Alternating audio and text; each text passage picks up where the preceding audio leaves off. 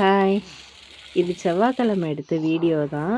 இந்த வீடியோவில் நம்ம என்ன செய்ய போகிறோம் அப்படின்னு பார்த்தீங்கன்னா, கேரளா ஸ்டைலில் உண்ணியாப்பம். உண்ணியாப்பத்துக்கு இன்னொரு பேர் என்னென்னா நெய்யப்பம். இது வந்து கேரளாவில் சொல்கிற பேர் தான் நெய்யப்பம்.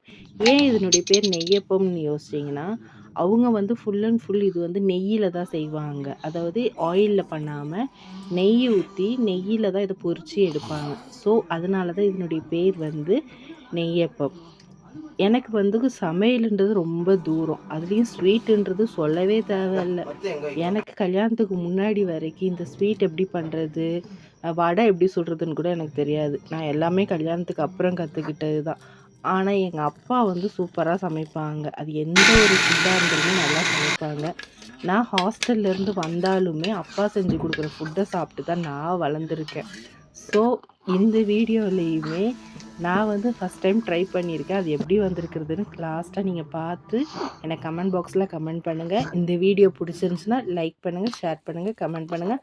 மறக்காமல் சப்ஸ்கிரைப் பண்ணுங்கள். தேங்க்யூ.